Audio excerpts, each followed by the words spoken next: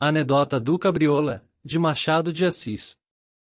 Cabriola está aí, sim senhor, dizia o preto que viera a matriz de senhor José chamar o vigário para sacramentar dous moribundos. A geração de hoje não viu a entrada e a saída do Cabriola no Rio de Janeiro. Também não saberá do tempo em que o Cab e o Tilbury vieram para o rol dos nossos veículos de praça ou particulares. O Cab durou pouco. O Tilbury, anterior aos dous, promete ir à destruição da cidade.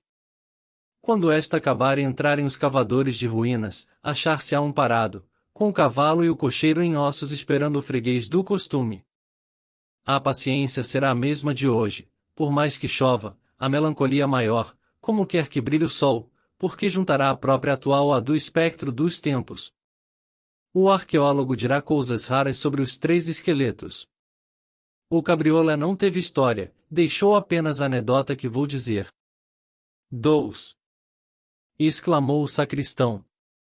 Sim, senhor, dous, em Anunciada e em O Pedrinho. Coitado de O Pedrinho! E em Anunciada, coitada! Continuou o preto a gemer, andando de um lado para outro, aflito, fora de si.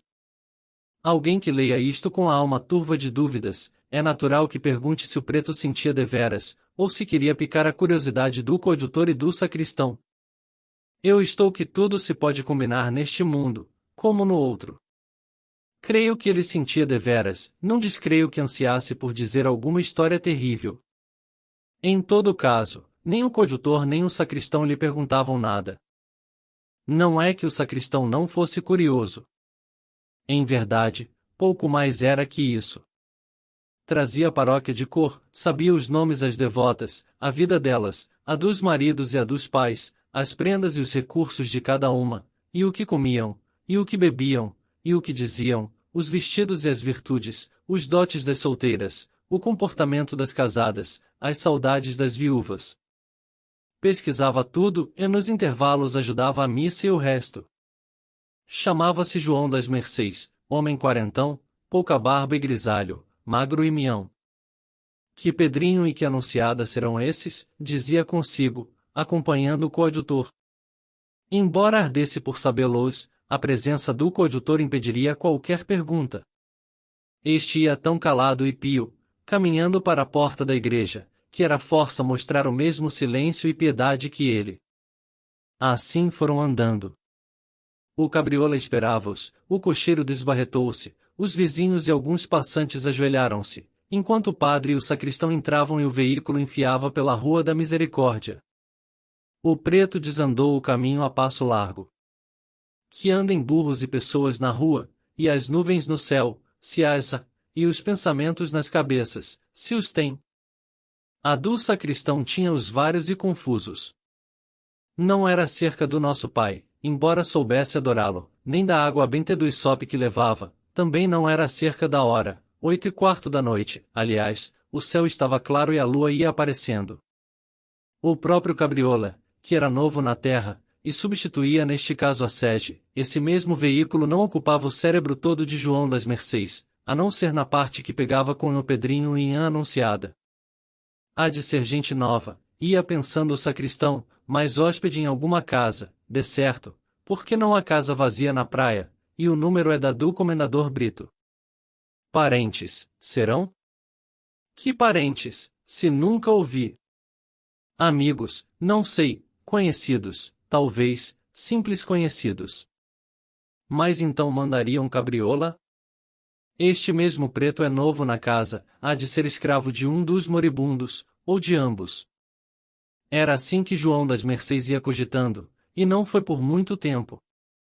O Cabriola parou à porta de um sobrado, justamente a casa do Comendador Brito, José Martins de Brito.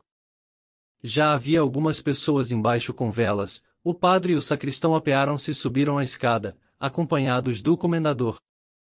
A esposa deste, no patamar, beijou o anel ao padre. Gente grande, crianças, escravos, um burburinho surdo, meia claridade, e os dous moribundos à espera, cada um no seu quarto, ao fundo. Tudo se passou, como é de uso e regra, em tais ocasiões. E o Pedrinho foi absolvido e ungido, e a Anunciada também, e o coadjutor despediu-se da casa para tornar a matriz com o sacristão. Este não se despediu do comendador sem lhe perguntar ao ouvido se os dous eram parentes seus. Não, não eram parentes, respondeu Brito, eram amigos de um sobrinho que vivia em Campinas, uma história terrível. Os olhos de João das Mercês escutaram arregaladamente estas duas palavras, e disseram, sem falar, que veriam ouvir o resto, talvez naquela mesma noite. Tudo foi rápido, porque o padre descia a escada, era força ir com ele. Foi tão curta a moda do cabriola que este provavelmente não levou outro padre a moribundos. Ficou-lhe a anedota, que vou acabar já, tão escassa foi ela, uma anedota de nada. Não importa. Qualquer que fosse o tamanho ou a importância, era sempre uma fatia de vida para o sacristão, que ajudou o padre a guardar o pão sagrado, a despir a sobrepeliz, e a fazer tudo mais, antes de se despedir e sair. Saiu, enfim, a pé, rua acima, praia fora, até parar à porta do comendador. Em caminho foi evocando toda a vida daquele homem, antes e depois da comenda. Compôs o negócio, que era fornecimento de navios, creio eu, a família, as festas dadas, os cargos paroquiais, comerciais e eleitorais, e daqui aos boatos e anedotas não houve mais que um passo ou dois.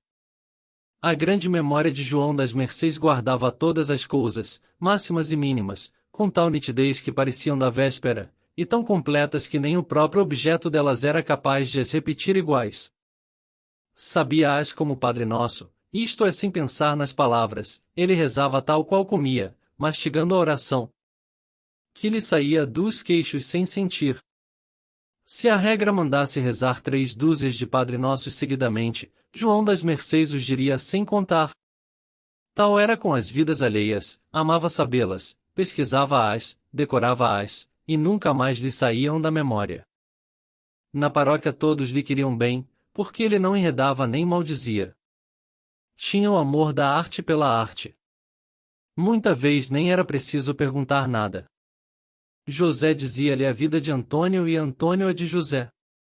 O que ele fazia era ratificar ou retificar um com o outro, e os dous com Sancho, Sancho com Martinho, e vice-versa, todos com todos. Assim é que enchia as horas vagas, que eram muitas. Alguma vez, a própria missa, recordava uma anedota da véspera, e, a princípio, pedia perdão a Deus, deixou de lhe pedir quando refletiu que não falhava uma só palavra ou gesto do santo sacrifício, tão consubstanciados os trazia em si. A anedota que então revivia por instantes era como a andorinha que atravessa uma paisagem. A paisagem fica sendo a mesma, e a água, se há água, murmura o mesmo som. Esta comparação, que era dele, valia mais do que ele pensava, porque a andorinha, ainda voando, faz parte da paisagem, e a anedota fazia nele parte da pessoa, era um dos seus atos de viver. Quando chegou à casa do comendador, tinha desfiado o rosário da vida deste, e entrou com o pé direito para não sair mal.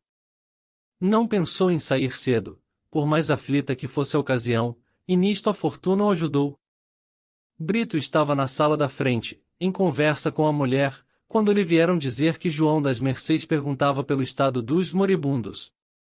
A esposa retirou-se da sala, o sacristão entrou pedindo desculpas e dizendo que era por pouco tempo, ia passando e lembrará-se de saber se os enfermos tinham ido para o céu, ou se ainda eram deste mundo.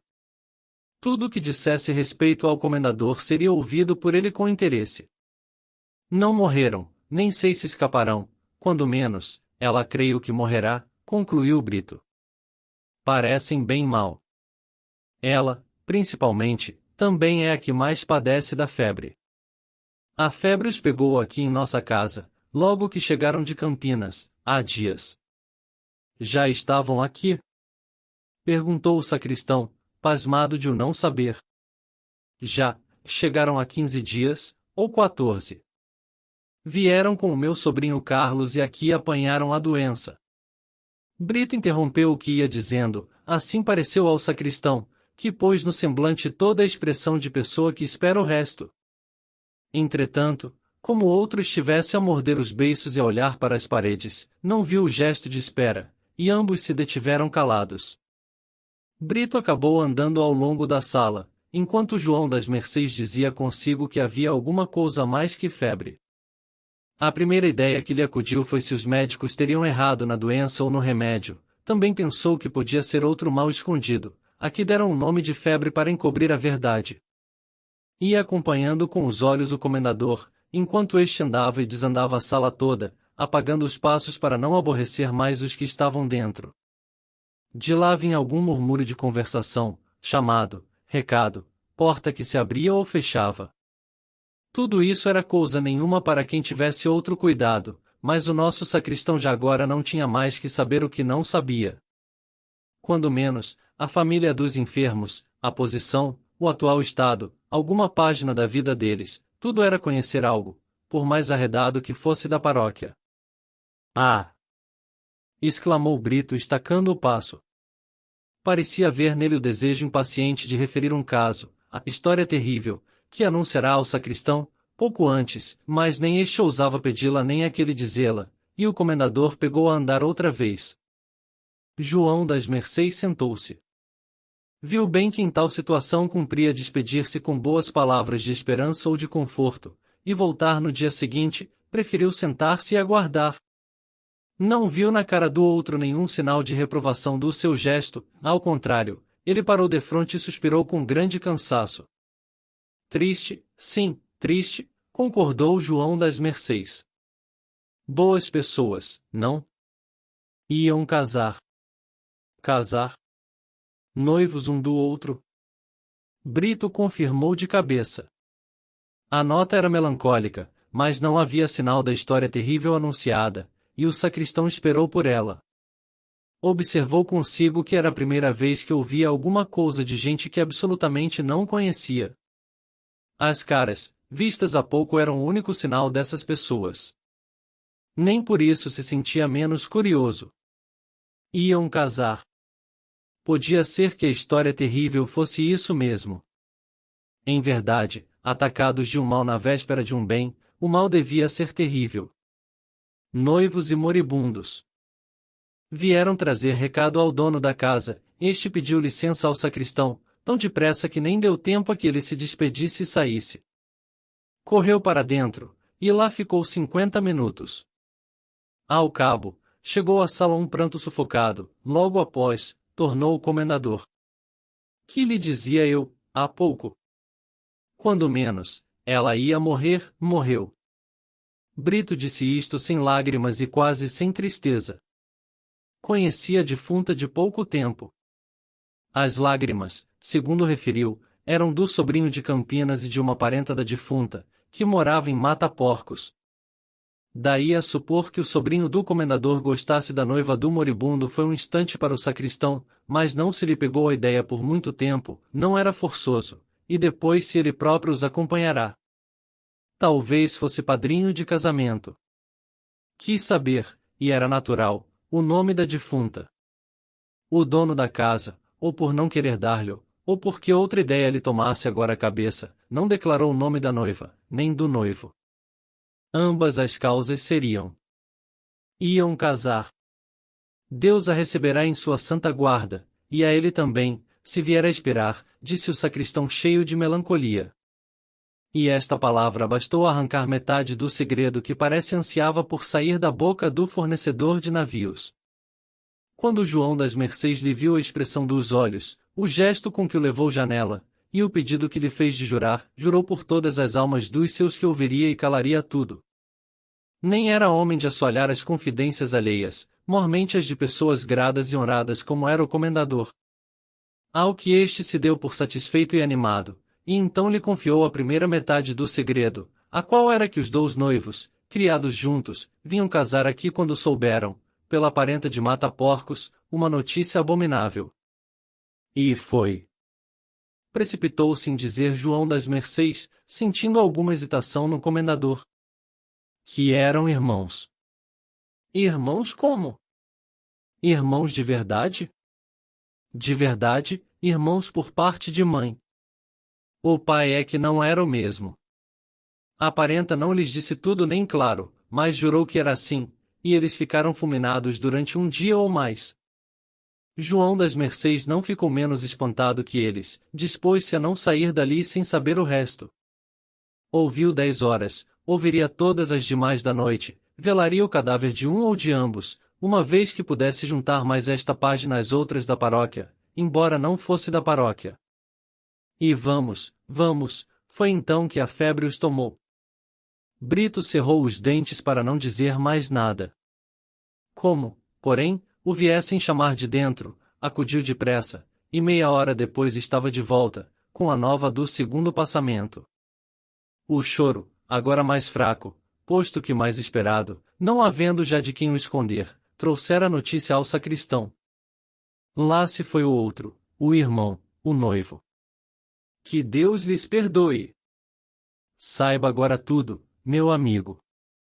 Saiba que eles se queriam tanto que alguns dias depois de conhecido o impedimento natural e canônico do consórcio, pegaram de si, fiados em serem apenas meios irmãos e não irmãos inteiros, meteram-se em um cabriolé e fugiram de casa.